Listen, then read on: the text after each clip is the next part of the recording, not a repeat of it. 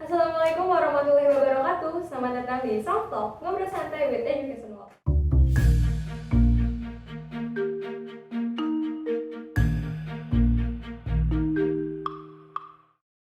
Halo, kenalin nama aku Egalita Nabila yang akan memandu podcast pada episode kali ini. Sebelumnya, podcast ini merupakan program kerja unggulan ketua OSIS kita yang terpasang Lazani yang kebetulan akan menemani kita pada hari ini. Hai. Selain itu, di sini juga ada Desi Destianti, selaku ketua MPK SMA Negeri 3 Subang. Hai. Nah, setelah setengah periode nih, kalian hampir menjabat sebagai ketua. Kita kira sebalik deh ya, perasaan apa sih yang terjadi pada saat itu? Oke, dari aku terlebih dahulu, aku pada awalnya emang gak nyangka sama sekali ya, apalagi ini pengalaman organisasi pertama aku di SMA gitu ya, karena aku di SMP cuma ikut ekstrakurikuler doang, dan ternyata aku masuk jadi kandidat gitu.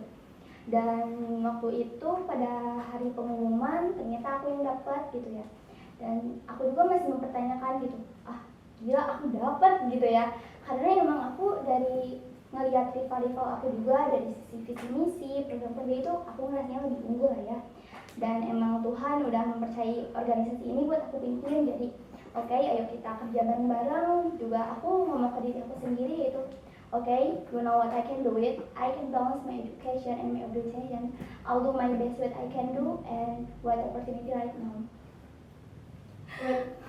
Bener-bener impresif banget ya tadi dari Lesti. Bener-bener kita stuck gitu ya, kita harus ngomong lagi, keren banget. Kalau dari aku ya sama sih kayak Risti, kurang lebih kayak gitu.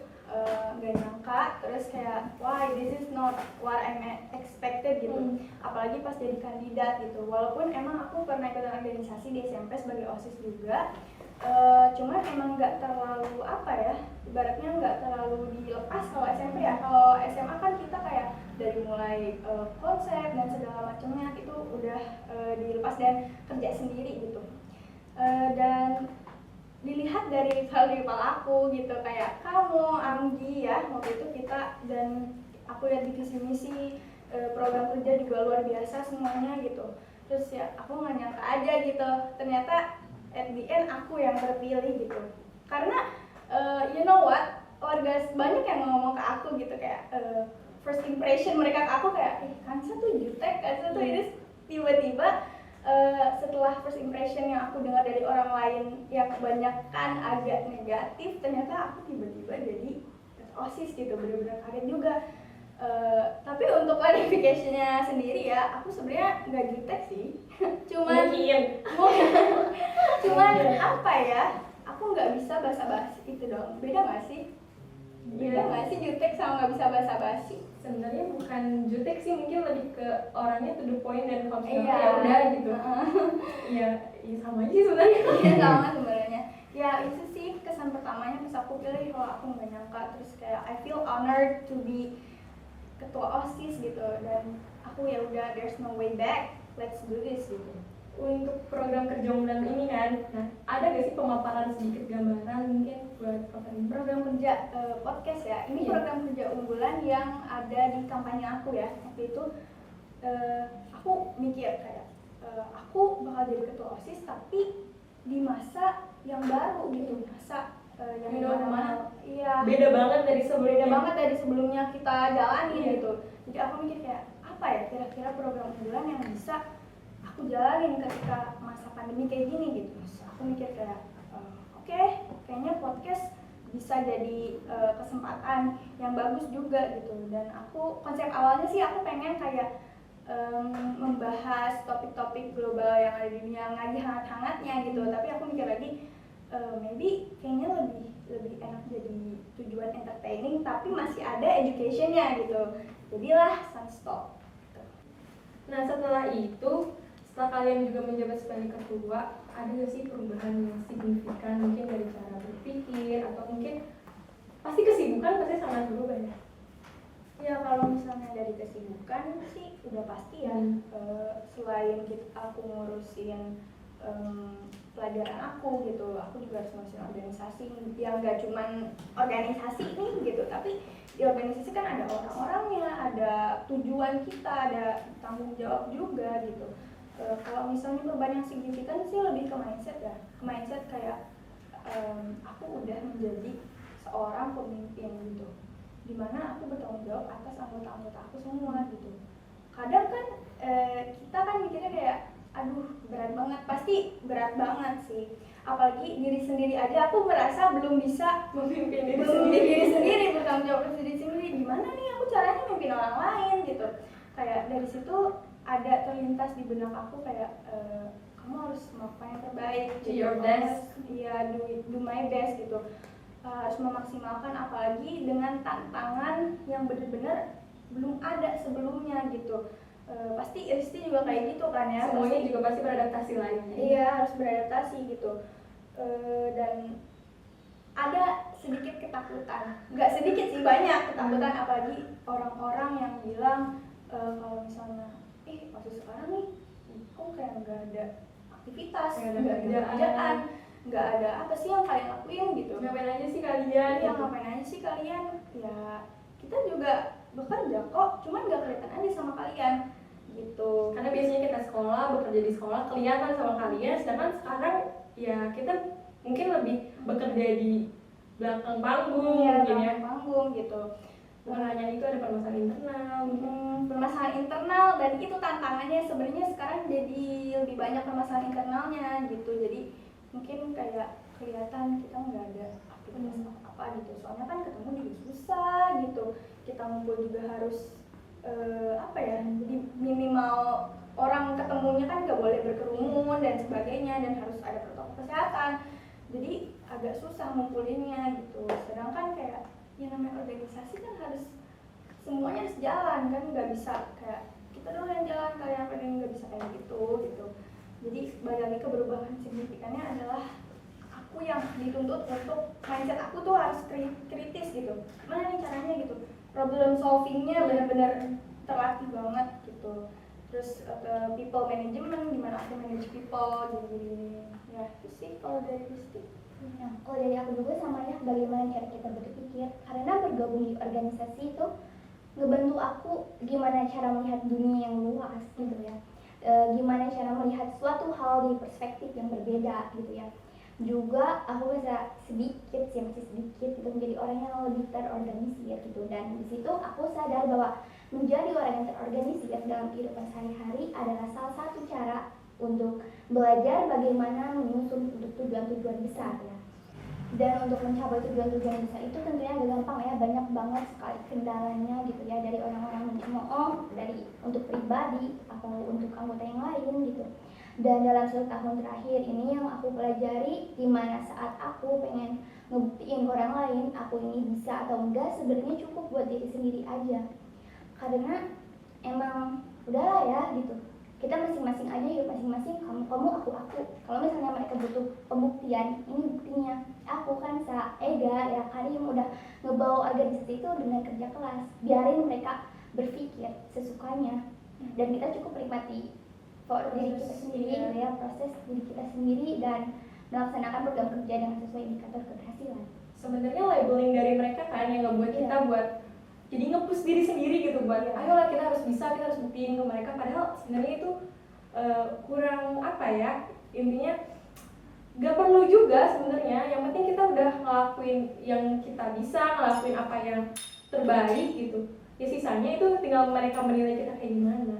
Iya, kalau untuk labeling juga kan jadi membuat kita tuh istilahnya ingin selalu berbuat perfect di mata mereka gitu, kayak aku buat, misalnya kita buat salah dikit nih, terus kayak mereka pasti kayak, ih kamu kan ketua ini, kok kayak gini, kok kamu salah, kok kamu ini, ya emang kenapa, what's wrong with that, we are all teenagers after all gitu, kita masih 17 tahun, 16 tahun, Karena kita semua sama ya. iya kita semua sama, nggak ada bedanya kok, bedanya cuman proses kita ya beda, kita sama kalian, jadi nggak perlulah kayak kalian kan udah hebat gini, bukan berarti kita nggak bisa buat kesalahan gitu.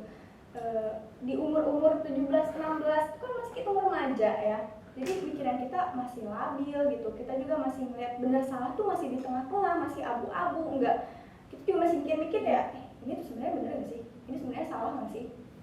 Bahkan Ya justru ini kesempatan kita untuk berbuat kesalahan. biar ke depannya kita nggak usah buat salah lagi, dari kita udah tahu gitu ini tuh ternyata salah. Tapi bukan berarti Normalisasi kesalahan, tapi ya. kan di umur-umur segini ya Namanya juga pengalaman dan itu bakal jadi pembelajaran kita ke depannya. Iya.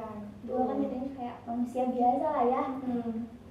Kadang stigma orang nggak sih yang ngebuat kita juga gara-gara kita ketua OSIS nih misalnya gitu, ketua MPK atau gimana, bahkan bukan hanya di lingkup sekolah, ketika kita udah di lingkup luar, kita main juga itu masih jadi label di kita gitu kan, itu malah Bener banget. bisa nggak sih kita dipisahin dulu aja gitu. Kadang kita juga pengen nikmatin masa remaja tanpa labeling dari organisasi itu. Bener banget. Itu sering banget sih, kayak lagi main masih bawa-bawa jabatan, masih bawa ya intinya labeling lah ya gitu. Itu sih. Dan itu juga lumayan bikin tertekan gitu. Ngomong-ngomong nih, dari luar organisasi kita keluar aja dulu. Aku pengen nanya gitu, pribadi kalian yang sebenarnya gitu, kalau di luar organisasi itu gimana? Mungkin teman-teman yang lain juga penasaran gitu, ketua OSIS kita tuh sebenarnya gimana sih pribadinya, ketua MPK kita itu sebenarnya gimana sih pribadinya, karena mungkin mereka cuma lihat kita, kebetulan cuma lihat kita saat video kampanye gitu kan. Jadi mungkin pengen mengenal lebih jauh gitu. Ya kata Kansa tadi bilang ya, kita itu remaja biasa yang pengen nikmatin hidup, huru hara gitu ya. Pengen nikmatin, apalagi ini masa SMA loh, yang orang lain bilang masa SMA tuh Masa-masa indah. masa paling indah gitu. Iya. Ya jadi ya biasa aja, kita kayak kalian gitu. Hmm. Kita sesama teman, sama manusia gitu. Terus aku juga masih butuh hiburan, kayak aku juga punya hobi gitu. Terlepas dari aku menjalankan organisasi, aku harus seperti ini gitu. Aku punya hobi gitu. Terus aku juga punya kesenangan yang lain-lainnya gitu, yang gak perlu kalian terus aja sangkut pautin sama Label ketua gitu. Gitu sih. Nah kalau dari situ, tujuan kalian, tujuan goals, terus definisi sukses kalian itu gimana? Kalau dari aku sendiri ya, definisi sukses. Kalau dilihat dari poin-poin achievement yang pengen aku capai gitu, kayak cita-cita lah, itu kan salah satu sukses ya. Goals itu juga. Ya, misalnya aku punya cita-cita A, oke lah gitu. Tapi yang paling penting dari definisi sukses itu sendiri adalah aku personally, aku stop seeking for others validation. Kayak aku nggak mau terus-terusan Meminta mencapai orang buat sesuatu. mengakui. Iya, ketika aku mencapai sesuatu, aku sekarang masih meminta orang untuk mengakui, meminta orang untuk bilang ke aku bahwa yes, you deserve this. Kamu pantas dapet ini karena kamu udah kerja keras, karena kamu udah berdarah-darah, kamu udah jatuh bangun. Aku masih pengen orang ngomong itu ke aku. Beda ya sama pujian, beda sama lebih ke pengakuan ya.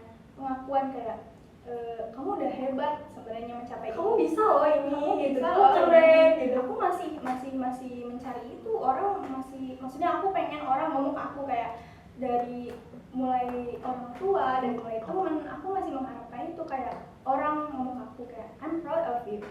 Jadi aku diakuin nih sama orang. Nah, definition of success aku adalah aku stop seeking for that thing gitu.